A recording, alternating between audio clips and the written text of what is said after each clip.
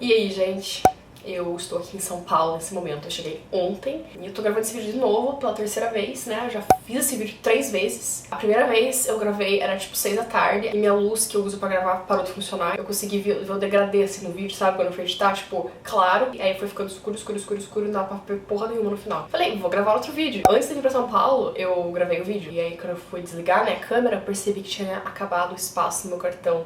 E as 2 primeiras partes eu tava basicamente espirrando o vídeo inteiro. Então, basicamente tudo que eu tenho gravado desses 3 vídeos que eu tentei fazer pra vocês é isso.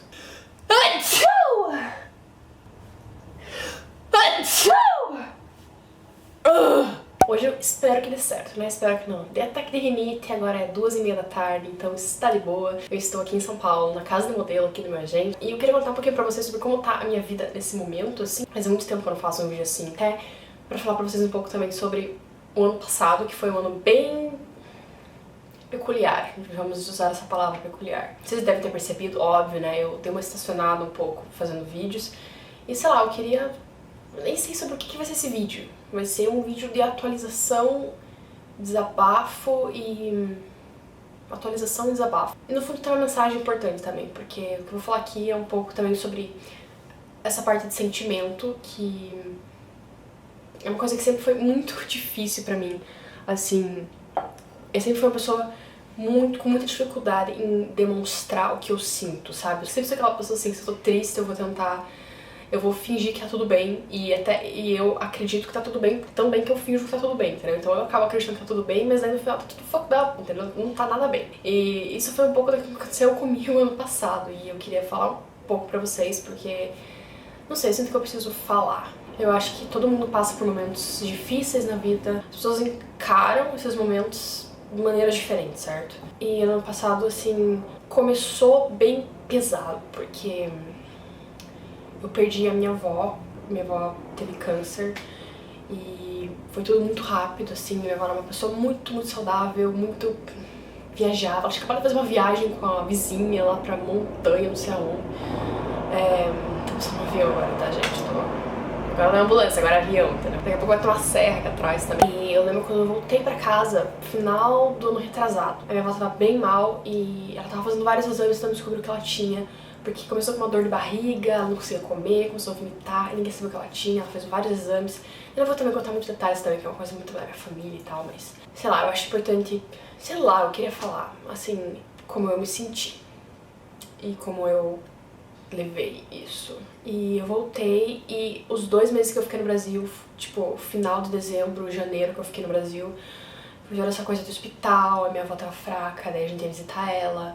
E essa coisa meio... ai, cruel, sabe? Tipo, você vê uma pessoa que você ama sofrendo, sabe? E depois do aniversário dela, em janeiro, ela veio o diagnóstico de câncer e tava no último estágio, então não tinha mais o que fazer. Quer dizer, a gente tentou tudo, né? Ela ficou no hospital, tava tudo caminhando, a gente tinha esperança, óbvio, sim, a gente tinha esperança. No fundo a gente achava que no final ela ia voltar pra casa e fazer o pão dela com doce de uva pra gente comer no café da manhã. Ela falava isso no hospital, lembra que ela falava, não vejo a hora de voltar pra fazer o pão pra comer com doce de uva pra vocês, semana que vem eu vou sair daqui.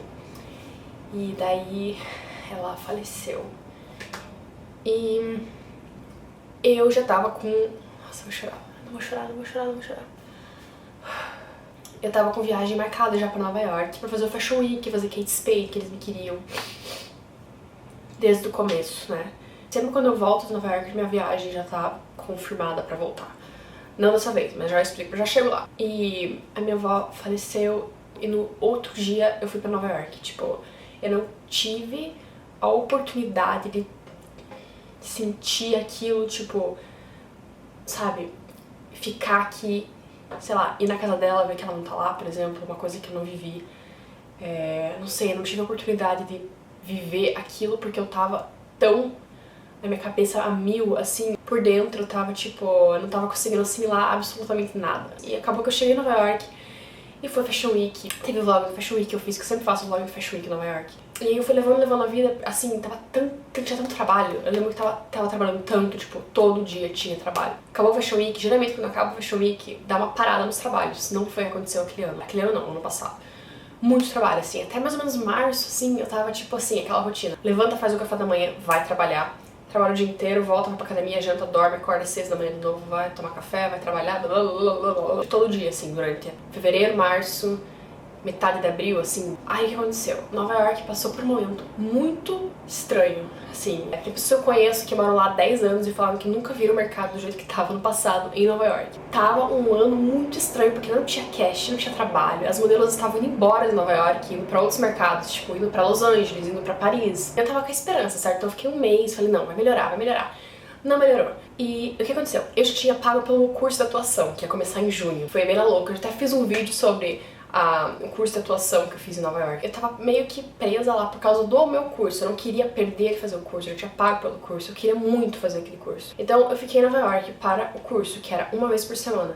E por que eu não podia, sei lá, sair por uma semana? Nem pra fazer, tipo, se eu pagasse um trabalho na Europa, ou se eu quisesse viajar pra Europa, sair dos Estados Unidos. Eu teria que renovar meu visto, isso levaria pelo menos, sei lá, por segurança, 2 semanas. Então eu fiquei lá. E foi um ano, assim, muito foda pra mim, porque quando você não tem nada pra fazer, você começa, né, a tua mente começa a criar coisa ruim, né, começa a pensar merda. O que foi que aconteceu comigo? Óbvio. Eu tava sem fazer casting, sem trabalhar, eu tava com aquela coisa que eu tava carregando, né, a minha avó, eu era muito ligada a ela e eu não conseguia criar uma inspiração pra ser feliz, eu acho. Eu tava me sentindo, assim, sozinha e errada. Eu não queria passar, por exemplo, pra minha família que eu tava triste, mal, porque minha família já tava passando por aquilo também, e eu senti que eu tinha que ser forte, e que tava tudo certo, que eu não tinha razão pra estar triste, pra chorar, e eu não tinha razão pra estar reclamando de alguma coisa. Eu não sei nem se definir o que eu tava sentindo, eu só sei que não era certo. Assim, hoje eu vejo assim que não foi legal, não me fez nada bem. Então, não fazer vídeo foi uma consequência disso, né? Eu não tava inspirada pra gravar nada, não queria passar isso pra vocês também. E Nova York também é uma cidade com energia aqui, né? Então, assim, você sempre tá produzindo, né? A cidade que nunca dorme. Então, você tava parado, sem trabalhar, já vai pensando na cabeça, eu sou um modelo ruim porque eu não tô trabalhando, mas não tinha nada a ver comigo, era mercado, eu sabia disso, mas ao mesmo tempo minha mente colocava isso na minha cabeça, entendeu?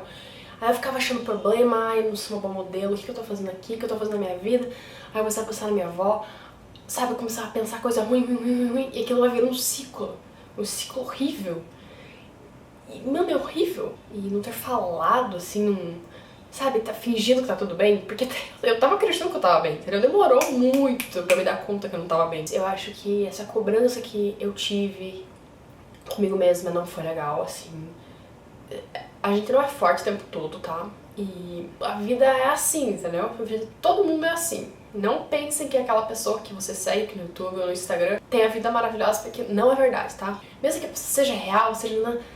Não é só aquilo a vida dela. Até a comida que vocês falam, tipo, Luísa só come, não sei o que. Gente, eu não fico o dia inteiro comendo, mas eu amo cozinhar, eu amo comida, eu amo comprar comida, eu amo conhecer sobre comida. O momento que eu vou comer, eu gravo, entendeu? Na edição eu coloco tudo junto, não é que eu fico o dia inteiro comendo. O curso me ajudou muito, assim, até pra sair da minha zona de conforto, fazer uma coisa diferente, conhecer pessoas. Eu fiz uma viagem para Londres. O curso e aquela viagem, assim, mudaram a minha vida. Tinha um feriado em Nova York, então eu ia ficar uma semana sem ter o curso. Então eu falei, perfeito, 2 semanas é pra renovar meu visto em Londres. Foi isso que eu fiz. Então eu aproveitei esse feriado pra ir pra Londres, para conhecer as agências, para escolher as agências. Eu nem falei, eu consegui uma agência, eu assinei com a agência bem que eu queria.